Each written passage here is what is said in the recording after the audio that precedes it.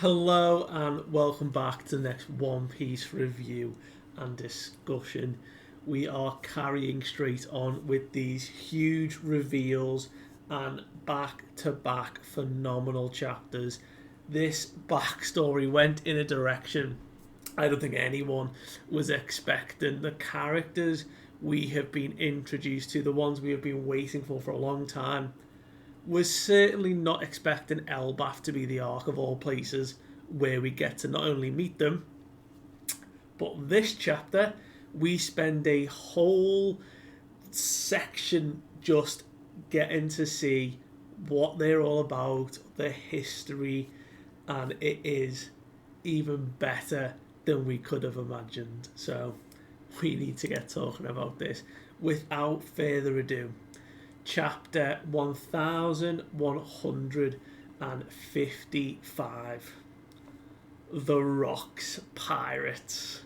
So no cover story continuation of Yamato's journey for the moment, but we have a very nice colour spread of all the straw hats on this like ladder type rope bridge situation, really up high, beautifully done. We love a good colour spread. But nevertheless, we have some chapters to discuss. So, last we had left off, we have been continuing with the very, very tragic childhood of Loki. We've learned a lot about, even when he was first cast off, as like the moment he was born, his mother didn't want anything to do with him. He was a cursed child. She banished him or thrown him into the underworld, and he crawled his way back up into the Sun Realm. And just from that point on, there has not been a single person. Well, there has only been one person that has shown any tiny affection towards Loki, and that is Harold. And it was very brief. It was like him picking up his son, questioning about the bandages, and then he kind of then got swept up with all the other political stuff and being king. So no one else in Loki's life had shown him anything to do with love, and he had completely abandoned it. He was this warped, frustrated, abandoned child who lashed out, who used his incredible strength to cause such chaos and destruction to the point where he was just devastated. And it was such a tough moment when it was like him and Hyrule having a back and forth, and then all the giant warrior pirates like Goldberg and all of them just came together. Gerd and Stanton was a bit older actually, but they all sort of supported Hyrule as like friends, whereas Loki didn't have anyone. And Loki threw himself back down into the underworld, and he hit the ground, and he was just like, "Oh man, I can't even die." Like it was just devastating to watch. But a lot more else around like the sort of Elbaf era at that point was going on. So like Ida had set up that tavern we had seen prior, like where Shanks had visited that like wooden bar that like sits out in the underworld somewhere on the coast. We had uh, Ja Rule having a sit down conversation with Harold about a certain incident that happened at the Reverie, and what the connections could be, and talked about the Galley Ra, a ancient or giant shipwright group of giants that left Elbaf. And Harold thought it was just a myth, but Jarl's like, oh no, they've just sent a letter back. They're real, and actually they've been captured. So 100 odd giants are now frozen out there somewhere, is what he said. And that's a pretty big deal. Like someone's just managed to subdue 100 giants, and some of them were ancients as well. But he was making the point to Harold, look, you've been having so much knockback from the world government. Maybe there is a deeper enemy from our past that is still blocking your way. So it's not what you are doing, it's just that giants were never well received a long time ago, and maybe someone holds a very old grudge.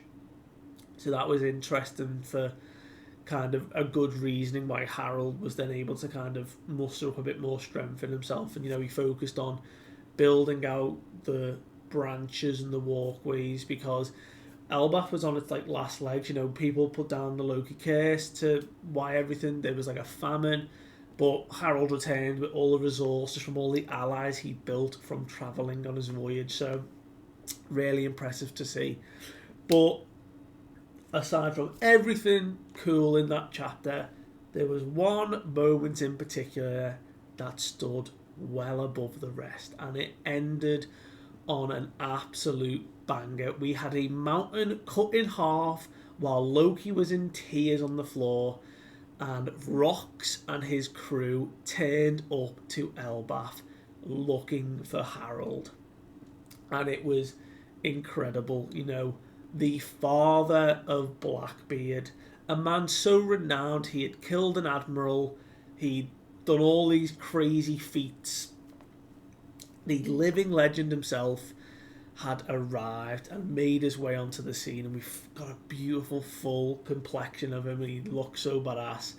But we pick up right in that conversation where, you know, Loki's like, yeah, this is Elbaf, but, you know, my pops ain't here, you know, he's on another voyage. And they're having a back and forth, and Rox is like, oh, well, you know, yeah, I guess so. He's pretty cute for a kid. He's like, wait, did you just say he's your dad? Like, hold up. Oh, that solves our problem then. You get someone to message Harold and say Loki is your, like, ask his name. And he's like, you get someone to message and say Loki is really badly injured. And Loki lashes out and he's like, I'm not going to take orders from you, especially from someone so small. He's like, I've never seen humans before, and like, you are tiny. And he's like, it's beyond belief. Like, you don't even look real. And he's like, just me, like, I'm not being ordered around by anyone, let alone someone who is so weak and insignificant. And it's at this moment, Rox just pulls out his sword, and it's a two-handed, like, beast of a weapon. And as he, like, reels back, ready to just explode, and I mean explode, because the text box we have here says, you know, Rox, his swordsmanship is renowned. So much so that it can only be comparable to the impact of a giant's hammer or a cannon. This dude has the strength alone to have a sword swing equal a cannon shot. And he just blows back anything in his vicinity, and he just absolutely just annihilates Loki here, like absolute concussive blast. And he's like, oh look, there we have it, Loki's injured, really badly hurt, might need to get Harold back. And you know, Harold has crossed paths with this man before, and this is where we flash back to. During the reverie, the incident that had occurred a few years back, it had turned out that someone in particular had kidnapped 5 kings. Unbelievable. Unheard of. During the reverie, someone had kidnapped these people. And they were like, it's this huge dude, all dressed in black. He's got to be the culprit. And we just go straight to the flower room. Yep. Cut all the nonsense out. Straight into the flower room. We see Ian looking at the butterflies, looking at the flowers. There is a young girl kneeling in front. And Ian just goes, the lives of these sovereigns cannot be used to extort Mu. And we pan over to Rox sitting on the side in the flower room being like, oh, no shit, oh man, who knew it? But you know, it's certainly put the Holy Land into chaos, hasn't it? Hold up, Rox managed to just easily make it into the flower room, just like no qualm, no questions. He kidnapped 5 people, but like, where are the 5 elders at this point? Where is anything? All the guards, all the holy knights? No. Rox has just ended up walking into the flower room. We see the young girl is a very young Gunko at this point. We see, because of the eyes and the complexion, it is a young Gunko. Interesting to see. She's obviously like a handmade nor like being trained up at this point. But we see that this incident that has occurred would be the first and the last of its kind. An intruder had made their way into the flower room, into the Holy Land, and we see this shot of Eam, like a new like look to Eam's complexion. And it's interesting because there's not much complexion to go off. It is a black silhouette, a large crown, and these eyes. But the way Eam looks in this panel is so threatening, just like the side glance that they are giving Rox is enough for Rox, someone who is a Davy Jonesian pirate. They know their stuff and like how to gauge a person's strength. He knew in that moment he wasn't gonna tussle. He was like, right, I need to just withdraw here. So he's like, right, one day I'm gonna be back, and he just dips. Like, fair play to Rox. He's a strong dude, but he knows when he's beat, or he knows when a strong person is against him. So as much as we're about to witness, and what we've already witnessed of Rox's raw strength and power and ability, it wasn't enough, or he wasn't confident enough to try and take on Eam by himself. And I think that's important, because as much as we are seeing a display of why Rox is just a menace and how strong he is, and all the history there, it gives more credit to why Eam is such a powerful being and how they are being set up as the endgame boss here, because there shouldn't be anyone up until Luffy, when he continues to get stronger and continues to develop, that can take on Eam. And even at that point, I don't even think it will be Luffy alone to fight Eam. You saw Kaido, there was multiple people, multiple waves who fought there. I think Eam will be something similar, where it's not just Luffy, it's a build up a fight for Luffy to be the climactic one. But we see that as Rox escapes and is running back through Marie Joie, we see a burning, set on fire Harold also running towards him, being like, the negotiations have gone bad, I wasn't trying to trespass, I'd taken it too far, it wasn't me, I swear, I didn't take those people. So he's getting the blame for, again, similarly being dressed in all black. And we hear like the people shouting, being like, an admiral has just been murdered, the culprit is running away, proceed with caution. Oh look, we need to go after both of them. We can see like some celestial dragons are talking about Harold and Rox about to clash, and we can see them being like toe to toe with Harold, being like, wait, is this the dude that I'm being blamed for? Like, is he the one? Oh, I'm going to show him. And we just have this double page spread of a Conqueror's Hackies, like sword on sword clash. A giant shockwave 5 kilometers wide explodes from this blast. It is a Conqueror wave akin to Whitebeard and Roger when they clashed in their prime, but this is probably on a whole other level. And we can see they're just like, oh, what's your name? Oh, I'm Harold. You, Rox. Lovely to meet you, fella. They just start having a bit of a back and forth. Like, well, you the guy that like caught all those people. He's like, well, no, it's not. Can't pin it on me. And they have a back and forth, and they talk about Elbaf, the land of the giants. And it's like, oh look, you know what? When we survive this, I'll come meet you again, Harold. And he's like, what do you mean? Don't be ridiculous. You're a criminal. Like, I don't want to associate with you. What? Wait, are you just gonna? And Rox jumps off the red line, just leaps. We don't know how he survives it, whether it's a devil fruit ability, whether he just superhero landings and survives the knee drop. Like, he lands maybe on the elevator is what I'm going to go for. He sword slashes down the rock. Just moments earlier, he killed an admiral single-handedly. And this is like before that his pirate crew had existed. This man is a solo like threat at the minute.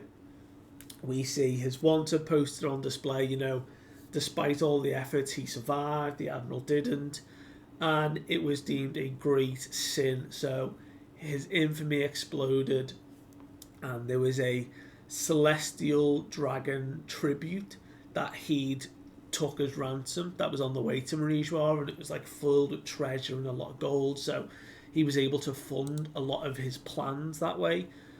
But ultimately, he then started targeting pirates. He had a whole bunch of wanted posters, and he was like barreling through different pirates, and he started doing Davy back fights. The long-standing tradition that we saw years ago. Like, how long has it actually been? 20 plus years, probably, when we saw, Foxy and Luffy go toe to toe in the Davy back fight. This man was built on it, and it was how he formed his crew. And we had the theories ages ago about this, and it's true. Rocks built his crew by bargaining, by playing these ruthless games, ultimately building the crew that we know. And we see he won many scoundrels to his side, and they flew under his flag. But as we see, none of them care about Rocks, really. They're just fulfilling and honouring the Davy back fight, as it were. So the crew had formed, they'd made it to Elbaf, as we'd seen. We jump back here and we see Harold has returned.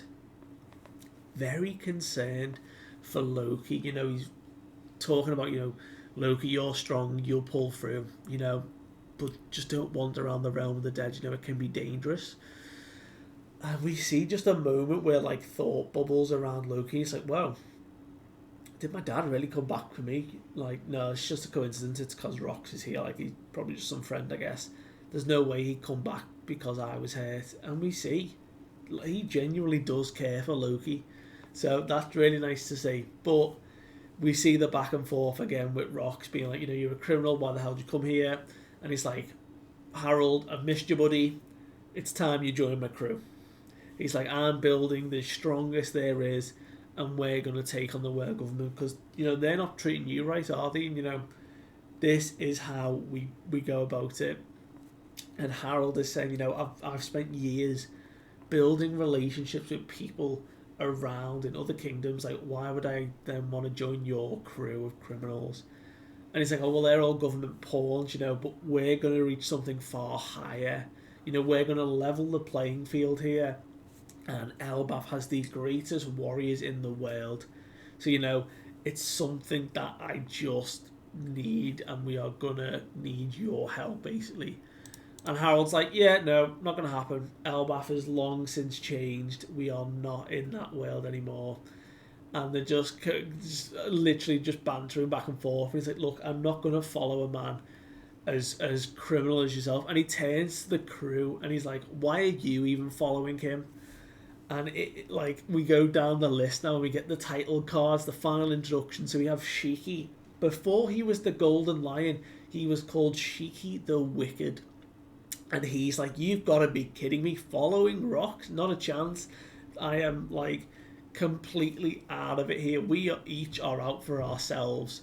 If Rocks were to die, wouldn't even bat an eyelid. And it is then Buckingham Stussy, or Miss Buchan. She is the Tech Bandit, is her title. Saying that, his plans could be quite lucrative. So, could prove to be quite useful. Then we have a new introduced character, a mafia man called Don Marlin. He is a famous, notorious gangster from the West Blue. And he is like, look, Hachinosu, have you heard of it? Because, it's this famous place that people call it, the Pirate Island, where a lot of people get exiled. The toughest, the meanest of the lot. And the conversations continue, in true fashion of going down every character's introduction, but they carry on the conversation. So Whitebeard, or Edward Newgate at this point, is like, yeah, it used to be an Island, but not anymore. We have the future Commodore of Pirate Island. We have Pirate Prophet Ochoko. And he's like, last year the survivors banded together. And why do you think that happened? And Ganzu, the smuggler, absolute like huge dude, is like, it turns out there was a massive gold deposit on the island, and a shadow organization found out and got involved to help the criminals amass a fortune, and that really pissed the government off. A shadow organization got involved. Interesting. We carry on the conversation and we see that they're just like talking about Hachinosu, and Rox's whole plan here is to take charge of it. So he has actually made an agreement. He's like, we've cut a deal with the government that, for a certain amount of money, we're going to go in and clear it for them. And they're like, we're going to split all the loot that's found, it's all above board. But really, I'm just going to take charge of Hachinosu. I'm going to turn it into the pirate paradise, and the government aren't going to know what hit him. So, very interesting, very clear, very plain to see. Of course, he's going to screw them over. And he's like, this is just the prologue of my story. That island will be my base. I'm going to crush the Navy, bring the Holy Land down, and I'm going to be the king of the world. And it's at this point we can see Loki's like awake now and up, and he's looking through the door slits watching this conversation in the banquet hall. And he's like, look, are you really planning on fighting the entire planet? And this just plays into Rox's whole personality. He's like, look, power doesn't last forever. We would be unstoppable, Harold, if you joined me. We would be like causing chaos. And he's like, look, I'm not going to do it. I'm king. I'm staying here, and I'm working on building relationships, which I like from Harold. What a guy.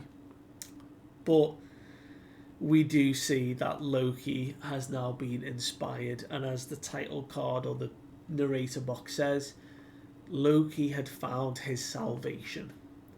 Hearing Rox declare himself as wanting to be the king of the whole damn world was enough for Loki to see such strength and power for the first time.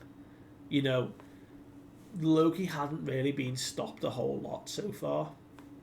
This man comes out of nowhere and just puts him in his place, and he's inspired by him.